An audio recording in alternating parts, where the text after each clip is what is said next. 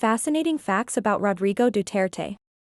Rodrigo Duterte, one of the most polarizing leaders in recent history.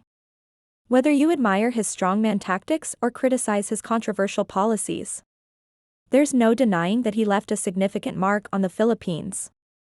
But beyond the headlines and fiery speeches, there are some lesser-known facts about Duterte that might surprise you. In today's video, we'll dive into 5 fascinating facts about Rodrigo Duterte that you probably didn't know. Our first fact is one for the history books. Rodrigo Duterte was the first president of the Philippines to hail from Mindanao, the second largest island group in the Philippines. For decades, national politics had been dominated by leaders from Luzon and the Visayas. So Duterte's election marked a significant shift. Born in Mason, southern Leyte, but growing up in Davao City, Duterte's Mindanao roots played a crucial role in his political identity. He often highlighted the region's struggles, such as poverty, insurgency, and underdevelopment, bringing these issues to the forefront of his national agenda. His presidency was seen by many as a long-awaited representation for Mindanao in the country's top leadership. Next up, let's talk about Duterte's infamous nickname, the Punisher. This nickname wasn't just a product of media sensationalism. It was earned during his time as mayor of Davao City.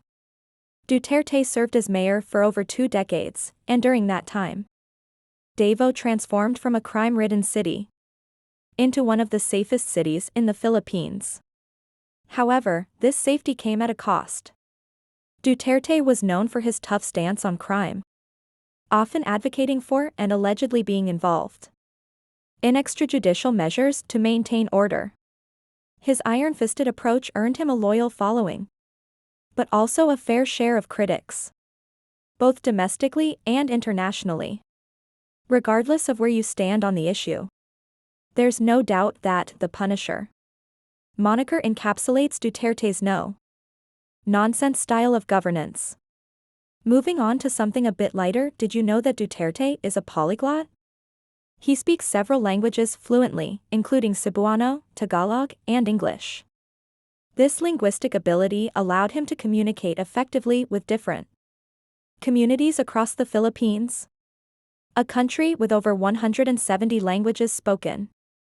Duterte's multilingualism is often on display during his speeches, where he effortlessly switches between languages depending on his audience. This skill not only made him an effective communicator but also helped him connect with a wide range of Filipinos, making his message more relatable and accessible to the masses. Duterte has always maintained a strong connection with the indigenous peoples of the Philippines, particularly the Lumad communities in Mindanao. Growing up in Davao, Duterte was exposed to the struggles of these indigenous groups from a young age.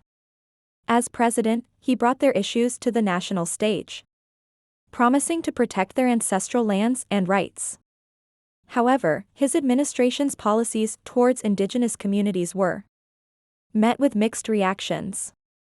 While some praised his efforts to uplift marginalized groups, others criticized the militarization of indigenous areas under his watch, leading to displacement and conflict. Nonetheless, Duterte's relationship with the indigenous peoples remains a significant and complex aspect of his political legacy. Finally, let's talk about the Duterte political dynasty. Rodrigo Duterte isn't the only politically active member of his family, far from it. The Dutertes have been a powerful political force in the southern Philippines for decades. Duterte's father, Vicente Duterte, was a former governor of the then-unified Davao province. Rodrigo himself served as mayor of Davao City for over 22 years. But the Duterte influence didn't stop there. His daughter, Sara Duterte, succeeded him as mayor and later became the vice president of the Philippines, following in her father's footsteps.